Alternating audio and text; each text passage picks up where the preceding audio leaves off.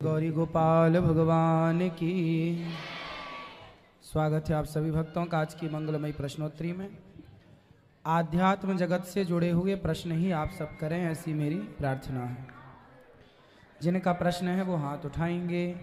श्री कृष्ण गोविंद हरे मुरारी,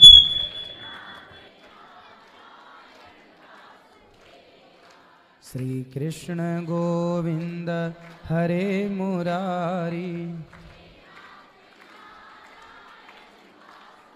बोलिए भक्त वत्सल भगवान। खड़े हो जाओ, बेटा इनको दे दो, पाठक जी खड़े हो जाओ। सब लोग बैठे रहो। हाँ, राधे राधे गुरुजी। जी जी, कैसे हैं आप? कृपा है। गुरुजी, मेरा ये प्रश्न था कि मेरी माता श्री जो है उन्होंने एक माला जो है खरीदी है, वो तुलसी की माला है। तो अब उन्होंने मतलब वो उसकी माला है, तुलसी की माला नहीं है, तो अब वो जो है तुलसी की माला खरीद ली है। नीम की माला थी पहले, तो वो नीम की माला से अब मैं जो है जाप कर सकती हूँ? तुलसी की माला ले लो ना बेटा। मैं भी तुलसी की माला ले लूँ? ठीक है गुरुजी। और मैं अपने माता श्री और अपनी बुआ श्री और चाचा श्री के साथ आई हूँ। मेरे पिताजी जो हैं वो किसी कार्यवश नहीं आ पाए हैं। वो कहाँ से आए हैं? रीवा एमपी। रीवा से हैं जी। अच्छा। रोज आपकी भागवत देखते बहुत अच्छा लगता क्या है। अच्छा लगा आपको? जो आप यूथ के लिए इंस्पिरेशन है, मतलब आप इतने अच्छे कार्य भी करते हैं और इतनी अच्छी बातें जो आप बताते हैं कि हमें जो है अच्छे मार्ग में चलना चाहिए, अच्छी संगति के साथ रहना चाहिए, वो सब मैं फॉलो भी करती हूँ। मेरे जो फ्रेंड्स हैं ना, भावनी, वो भी जो है बहुत अच्छे भजन भी करती है, और मेरे घर में भी सभी लोग आपका भजन करते हैं। खुश रहिए, भगवान का भजन करते रहें आप सब जी, भगवान कृपा बनाए। कोई प्रश्न है? नहीं गुरुजी, यही प्रश्न था। और गुरुजी, मेरे पिताश्री नहीं आ पाए हैं, उनका नाम श्री नीलेश श्रीवास्तव है। उनको आप राधे राधे बोल दीजिए। राधे राधे नीलेश जी। जी, खुश रहिए। और गुरुजी, मेरा भाई जो है वो आपकी बहुत अच्छी पेंटिंग बना के लाया है। अच्छा, हाँ, निकालो कुछ।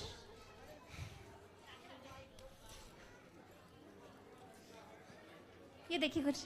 वाह, बहुत बढ़िया। श्रीमन नारायण गुरुजी। जय श्रीमन नारायण। बताओ। मैं आपको कुछ सुनाना चाहता हूँ कृष्णा जी के बारे में। सुनाओ। कृष्णा, क्योंकि श्री कृष्ण कहते हैं मैं कृष्ण हूँ, मैं राम भी, ब्रह्मा का लू स्थान भी, मैं कृष्ण का सुदर्शन चक्र और अर्जुन का मैं बाण भी, मानो तो मैं भगवान हूँ और ना मानो शैतान भी, मैं ही भरता जान सब में ले लेता हूँ प्राण भी, मैं महादेव शंकर भी हूँ और मैं भी हूँ हनुमान भी, बेचैनी का कारण मैं और मुझमें मेरे राम भी है, मैं रात को शीतल चांद बनूं और धूप के सुबह शाम भी, कलयुग देख तो रूप मेरा अब देख मुझे पहचान, अभी ये धरती घूमे बल से मेरे, आंखों में सूरज जो चमके रहता भीतर सबके मन की कृष्णा। वाह, रहता भीतर सबके मन की कृष्णा। सुंदर, खुश रहो। चलो और सबको मौका दो थोड़ा थोड़ा। यहाँ ले आओ माइक। किसका प्रश्न है? ये खड़े हो जाओ आप, सब बैठे रहो चुप्पी टाप। राधे राधे गुरुजी। जी, गुरुजी, मैं आपसे गुरु दीक्षा लेना चाहती हूँ। कल सुबह 8 बजे। मैंने ना पहले हमारे वहाँ पे गांव में भागवत हुई थी, तो वहाँ पे मतलब औरत थी, मतलब वो उन्होंने भागवत की थी, तो उनसे मैंने गुरु दीक्षा ली हुई है पहले, और मैं अब तक वो ही गुरु मंत्र जपती थी। आप मतलब ये बता दो भी, गुरु औरत को तो नहीं बना सकते ना? आपका क्या मन है ये बताओ। मैं आपको अपना गुरु मंत्र बता दूं, फिर आप बता दो। अगर ये ही जपना है तो मैं यही जपूंगी, अगर वरना आप दूसरा अपना दे दीजिए गुरु जी। वाह, राम जी भी आप बनाए, बहुत सुंदर। खुश रहो, बहुत सुंदर। ये बच्चे ने बनाई है, तालियां बजा दीजिए बच्चे के लिए। सुंदर। ये लो, खुश रहिए। बोलो। मैं आपको अपना मंत्र बता दूं गुरु जी, फिर आप बता देना, अगर ठीक है तो फिर यही, वरना आप गुरु मैं आपको बनाना चाहती हूँ। अच्छा। हाँ जी, तब उस टाइम मेरे को पता नहीं था इतना कैसे क्या। अब आपकी कथा जब से देखने लगी हूँ तब से बस कंफ्यूजन रहता है। बताओ क्या मंत्र जपती हो? बता दो सब ऐसे ही। लिख के दे दो हमें कागज में। कागज दे दो ना, कोई कलम दे दो। और लिख के दे दो। जी। राधे राधे गुरुजी। गुरुजी मैं ना शादी से पहले ना तो पूजा पाठ करती थी, ना शादी के बाद करती थी। मैं एक दिन फ़ोन चला रही थी, मैंने आपके बारे में ना किसी से सुना था ना किसी से जाना था। एक दिन फ़ोन चला रही थी, अचानक आपकी क्लिप देखी, तो मैंने आपकी सेवा भी नहीं देखी थी, सिर्फ आपकी कथा सुनी थी। तो गुरुजी इतना पागल हो गई मैं आपकी कथाएं सुन के कि मेरा मन करता है कि मैं पूजा पाठ करूं। और शादी के बाद मेरे पास घर पे डांट भी पड़ती थी कि पूजा पाठ नहीं करती हो, कोई व्रत नहीं करती हो, कुछ नहीं करती हो। और गुरुजी जब से मैंने आपको जाना है ना, तो मेरे को लगता है मेरे को व्रत करने चाहिए। और गुरुजी एक बार मैं आई भी थी 10 मार्च को, तो अपनी पति देव से लड़ते लड़ते पहुंच गए थे यहाँ पे। और अब की बार मैं टीचिंग करती थी, तो मैं रिज़ाइन कर कर यहाँ पे 5 दिन हो गए गुरुजी आपसे बात करने के लिए, बातें नहीं हो पा रही थी। बताओ। तो गुरुजी अभी मैंने आपसे गुरु दीक्षा ली थी, आपने मेरे को 3 व्रत बताए थे। एक एकादशी था, एक अष्टमी था शायद, रामनवमी और एक कृष्ण जन्माष्टमी। कृष्ण तो गुरुजी वही जन्माष्टमी वही रामनवमी है जो राम जी का जन्म हुआ तो रामनवमी नहीं, एक तो महीने में पड़ती हैं। चैत्र की रामनवमी चैत्र में आती है रामनवमी। जी। जन्माष्टमी भादों में आती है साल में एक बार। अच्छा। और गुरुजी जैसे कुछ लोग बोलते हैं कि एकादशी में कि जैसे हम सुबह को जो पूजा पाठ करते हैं तो वो वैसे ही करते हैं जैसे घरेलू पूजा करते हैं, या उसमें कुछ कथाएं वथाएं करनी पड़ती हैं?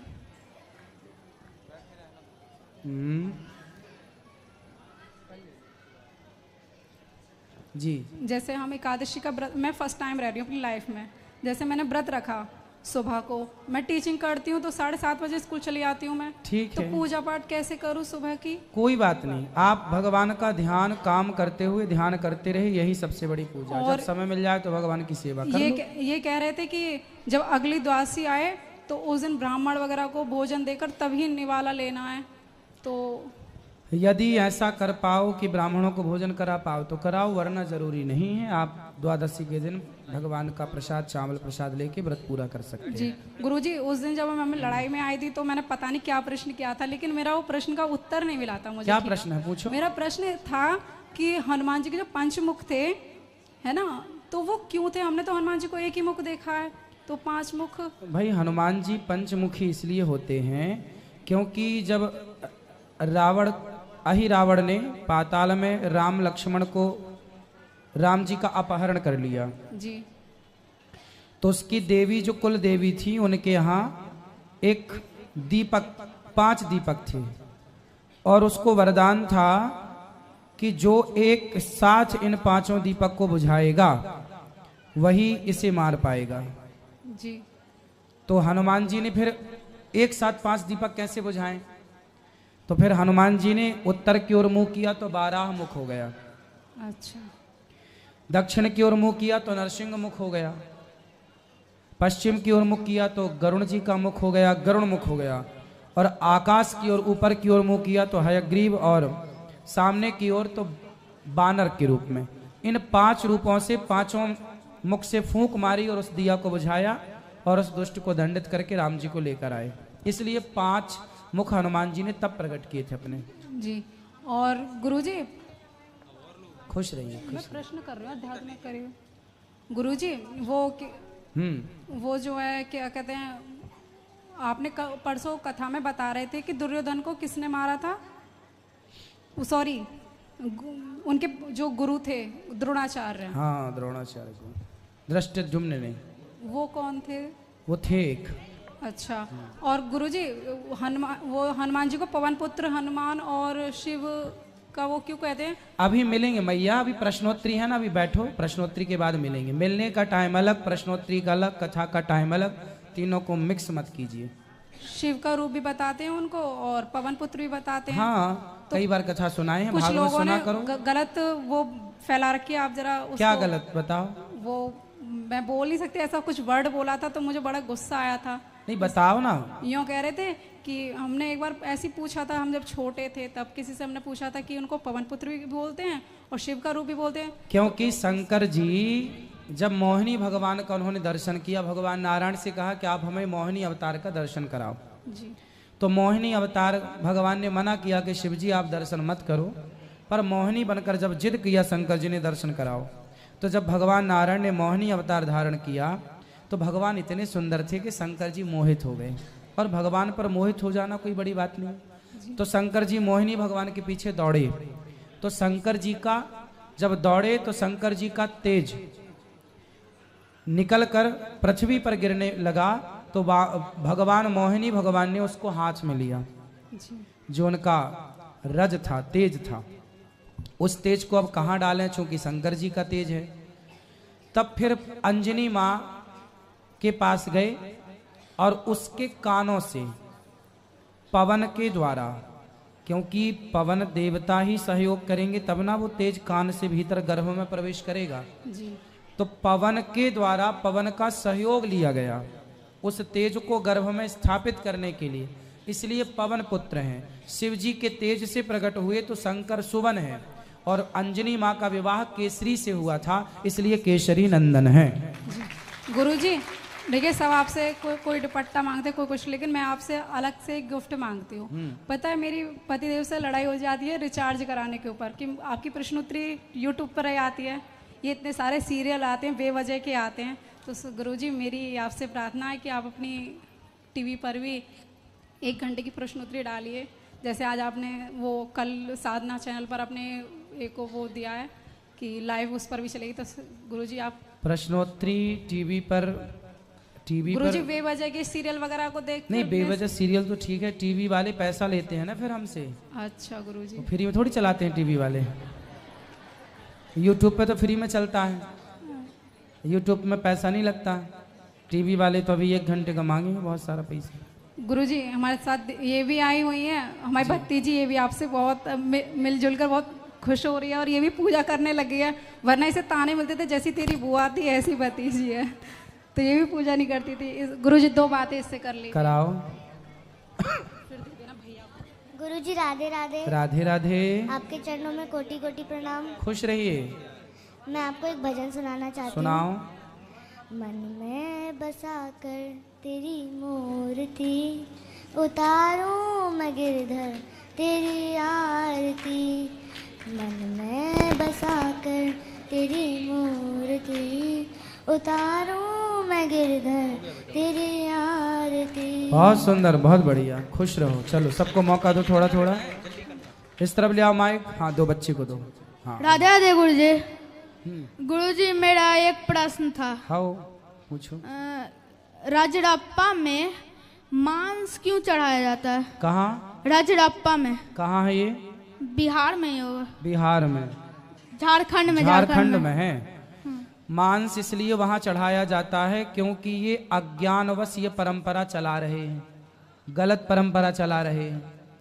हमारे हिंदू सनातन धर्म में कभी भी मांस चढ़ाने की परंपरा नहीं है, हत्या करने की, बकरा काटने की, बलि देने की परंपरा नहीं है। हमारे यहाँ अहिंसा ही परमो धर्मः की बात है। हमारे यहाँ बलि चढ़ाना है तो अपने क्रोध की, अपने भीतर की बुराइयों की बलि चढ़ाइए, किसी जीव की नहीं। वो जो कर रहे हैं ना बेटा, वो मनमानी कर रहे हैं। मनमानी समझते हैं कि अब जिससे मनमानी करनी है तो आप कितना भी समझाओ। अब जैसे रावण ने सीता मैया को चुराया, किसी की स्त्री को चुराना कोई धर्म थोड़ी है, लेकिन रावण ने मनमानी की, चुरा लिया।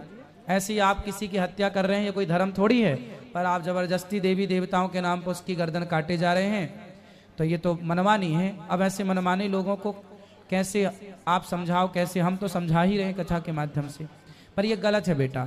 आपने ये पूछा कि क्यों चढ़ाई जाती है, गलत चढ़ाई जाती है, कोई परंपरा गलत, कुछ लोगों ने बना रखी है परंपरा, बोल रहे हैं हमारे बाप दादों से चली आ रही है।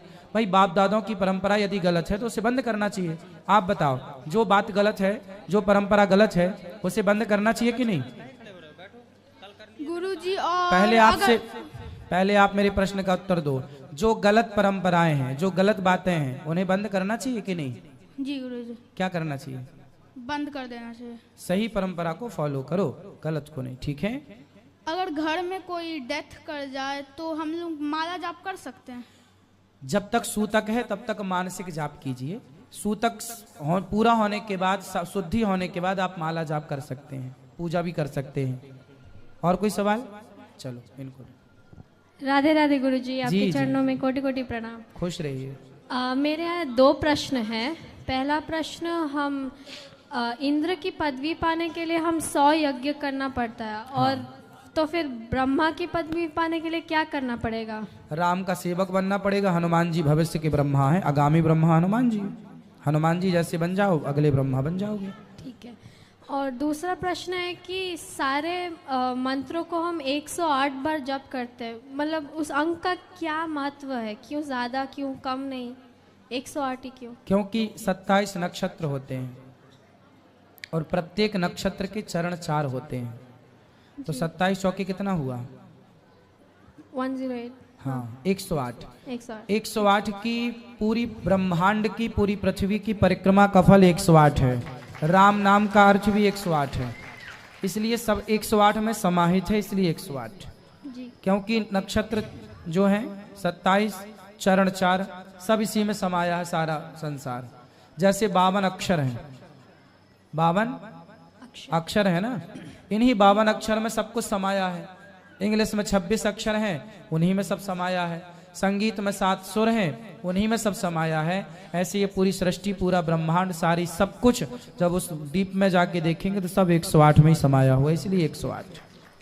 राधे राधे गुरु। राधे। जय श्रीमन्नारायण गुरु जी। जय श्रीमन्नारायण। गुरु जी, एक 2-3 प्रश्न मेरा है। हाँ। एक तो है कि जरासंध के मुकुट जो है वो पहने हुए थे परीक्षित जी। हाँ। तो उसकी वजह से जो कली जो है उनके सिर पर बैठ गए। अगर वहाँ पर सोना नहीं होता उनके मुकुट पर या उनके शरीर पे कहीं भी, तो फिर कहाँ पर जाके बैठते? तो कल क्यों बैठता परीक्षित जी के ऊपर? फिर बैठते ही नहीं। तो फिर कहाँ बैठते? मतलब दूसरे किसी कहीं नहीं। जहाँ बेईमानी से कमाया हुआ धन है वो तो परीक्षित ने दे ही दिया कि आप यहाँ रहो जहाँ बेईमानी से कमाया हुआ धन है जी। पर परीक्षित जी ने यदि वो मुकुट नहीं पहना होता तो यह होनी ही ना होती जो हुई, श्राप इत्यादि लगने की, ये घटना ही ना घटती ना। अच्छा। वो मरा हुआ सांप ना डालते संत जी के ऊपर तो श्राप ना मिलता। अच्छा। और एक चीज़ था गुरु जी की ये जो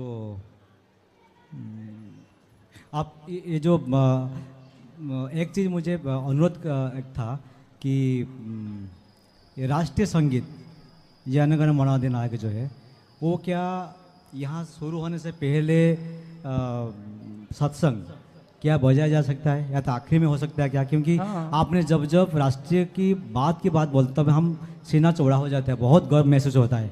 अगर ये चीज़ अगर आश्रम का मतलब सत्संग स्टार्ट होने से पहले या आखिर में बोला जाए तो मुझे लगता है बहुत अच्छा होगा। ये आपका वो डिपेंड है। आप अगर अच्छा है, अच्छी सलाह है आपकी, बढ़िया है। क्योंकि जब आप बोलते हैं तो बहुत गर्व महसूस होता है कि भारत के नाम में बोलते हैं आप। अब इसको शुरू करेंगे, वंदे मातरम। ठीक है? हाँ ठीक, शुरू करेंगे। जय श्रीमान नारायण प्रभु गुरु जी। जय श्रीमान नारायण गुरु जी। पिछले दिवाली में हम आए थे तो आपसे प्रश्नोत्तरी में भाग लिए थे और मुझे सारे प्रश्न का जो है जवाब सटीक मिल गया था। हाँ। इस बार पिछले बार मैंने आपका नक्षत्र नहीं देखा था। हाँ। इस बार मैंने देखा, लेकिन यहाँ पर वृंदावन में जितने भी श्रद्धालु आते हैं आपके यहाँ वो तो सारा पुण्य आपको देकर चले जाते हैं। क्यों? क्योंकि जितने भी अब नॉन स्टॉप जो 24 आवर जो यहाँ पर जो अन्न खिलाते हैं, मैंने आधा घंटा वॉच करके देखा 10% व्यक्ति भी खा करके दान नहीं करते हैं। वो सारा यहाँ से पाप लेकर चले जाते हैं और अपना पुण्य आपको देकर चले जाते हैं। नहीं, यहाँ पाप तो है ही नहीं, यहाँ से भी पुण्य नहीं लेके जाएंगे वो। नहीं गुरुजी, गीता शास्त्र में लिखा हुआ है, आप लोगों की कृपा से मैंने पढ़ा है। जो लोग दान करते हैं ना जी, उन दिए हुए दानियों का जी, ये भक्त लोग खाते हैं तो उन्हें पुण्य मिलता है। और धाम में आप आए हैं, ये तो सेवा है, हमारा धर्म है। देखो हम गृहस्थ हैं जी, और गृहस्थ का धर्म होता है कि द्वार पर कोई आए तो भूखा ना जाए। इसलिए हम तो केवल अपने धर्म का पालन कर रहे हैं। हम ये नहीं कह सकते कि आप पाप लेकर जा रहे हैं। यदि ये कह देंगे तो ये हमारा अपराध हो जाएगा। प्रेमानंद महाराज ये सत्संग में बोले हैं कि वो अन्नदान माने कि अन्न उसी वही खाना चाहिए जो निर्धन हो। लेकिन जिसके पास क्षमता हो, यदि वो खाता है तो कुछ न कुछ देकर जरूर जाए। हाँ, उसके पास लोग देते सामर्थ्य हैं है। थोड़ा बहुत जो जिससे इसीलिए बनता हम है। आपके माध्यम से हम सबको हम हाथ जोड़कर विनती करना चाहते हैं, जो भी इस अन्न क्षेत्र में आते हैं, और मैं तो कहता हूँ आप जो कर रहे हैं ये तो हम कहते हैं भारत सरकार से अनुरोध करते हैं कि आपको आपके नाम को जो नोबेल प्राइज के लिए आपको दिया जाए, क्योंकि इतना 24 आवर नॉन स्टॉप चलना आज तक विश्व में कभी कहीं नहीं मैं सुना। यहाँ के विश्व का जो सबसे धनी व्यक्ति बिल गेट्स है वो भी नहीं चला पाएगा। वो किस प्रकार आप मैनेज करते हैं, ये तो अद्भुत चमत्कार है गुरुजी। इसीलिए मैं फिर आपके माध्यम से अनुरोध करना चाहता हूँ कि जितने भी श्रद्धालु भाई हाथ जोड़कर विनती करना चाहते हैं कि पाप यहाँ से मत ले जाइए। जो भी खाते हैं, जो भी सामर्थ्य है, गुरुजी को दान करके जाइए, क्योंकि इतना non stop beyond the explain है गुरुजी, कह सकते हैं इसको। सही कह रहे हैं। और एक आध्यात्मिक गुरुजी प्रश्न है, नहीं बोलना चाहिए। हम पिछले कुछ दिनों से, चूंकि हम पूरे मेरे 2 बच्चे हैं, पत्नी हैं, हम लोग सभी जो है सो वैष्णव हैं 10 साल से। और क्या कहते हैं, शिव जी के सामने बैठ करके हम प्रतिदिन उनको यह कह के राम रक्षा अस्त्र सुनाते हैं। तो अब क्या हो गया है कि जब भी हम शिव जी का मंत्र करते हैं तो अपने आप अंदर से राम राम निकलना चालू हो जाता है। हाँ सही है। राम और शिव अलग अलग नहीं है। हरि हर योर न भेदा जी। हरि और हर में कोई भेद नहीं है जी। राम शंकर जी के हृदय को फाड़ कर देखा जाए, हनुमान जी ने फाड़ कर दिखाया तो है, और हनुमान जी साक्षात शंकर हैं। तो हनुमान जी मतलब शंकर जी की छाती को फाड़ कर देखा जाए तो सीताराम ही बैठे हुए दिखेंगे, जो कि हनुमान जी ने फाड़ कर दिखाया भी। तो राम और शिव अलग नहीं है। आप राम जपो शिव जपो, तत्व एक ही है। और परसों के प्रश्नोत्तरी में एक व्यक्ति आपसे मांस के ऊपर बहस कर दिया था, तो मैंने जीवन में अनुभव किया है कि मेरे जान पहचान के व्यक्ति थे, एक बूढ़े व्यक्ति थे, वो डॉक्टर के पास गए। बचपन में मैं जीवन में कभी मांस मछली नहीं खाए थे। डॉक्टर के पास गए, बोले उसको बीमारी था, तो बोले कि आपको यदि आप प्रतिदिन 1 अंडा खाएंगे तो आप 2 साल जिंदा रहेंगे, नहीं तो आप 1 महीना मर जाएंगे। वो व्यक्ति बोला कि आज न कल मरना ही है, हमको आप दवा लिख दीजिए, हमको मरना होगा तो मर जाएंगे, लेकिन मांस मछली नहीं खाएंगे। प्रभु जी उन्होंने 20 बरस जिंदा रहा। डॉक्टर बोला था कि यदि आप मांस मछली खाएंगे तो 2 साल जिंदा रहेंगे, हाँ। और नहीं खाएंगे तो 1 महीना मर जाएंगे, लेकिन वह नहीं खाया, धर्म को नहीं त्यागा, उन्होंने 20 साल जिंदा रहा बीमारी। धर्मो रक्षति रक्षिता, जो धर्म की रक्षा करता है तो धर्म उसकी रक्षा करता है, ये सिद्ध हो गई बात। और आपने खुद कहा है कि जितना बार आप मांस मछली जिस जीव का खाइएगा, आपको वह जीव उतना बार आपको भक्षण करेगा मरने के बाद। बिल्कुल बिल्कुल बिल्कुल सही है जी। राधे राधे। आपको यहाँ की सेवाएं अच्छी लगी? बहुत अच्छी, माने कह तो दे कि यह एक्सप्लेन से परे है। आपको तो हम फिर विनती करेंगे भारत सरकार से कि सबसे पहले आपको भारत रत्न मिलना चाहिए इस मैदान पर, और नोबेल प्राइज के लिए आपको देना चाहिए। ये तो असंभव काम कर रहे हैं, आप समझिए। ठाकुर जी करा रहे हैं, भगवान करा रहे हैं, हम सब मिलकर निमित्त बन करके कर रहे हैं। और फिर हम विनती करना चाहते हैं हाथ जोड़ करके कि जितने भी श्रद्धालु आते हैं, जो भी खाते हैं, जितना हो सके दान जरूर करना चाहिए। हम गुरु जी का एजेंट नहीं है, आप लोग सोचिए एजेंट नहीं है। हम बिहार के मधुबनी जिला से आए हैं, लेकिन इस बार अन्य क्षेत्र जो देखे हैं, ये तो क्या कहे गुरु जी। खुश रहिए, आप सब आशीर्वाद दीजिए कि सेवाएं चलती ये रहें। तो प्रभु की आपके ऊपर स्वयं आशीर्वाद है, स्वयं प्रभु के अंश है गुरु जी। आप ऐसा तो संभव नहीं कोई कर सकता है दुनिया में।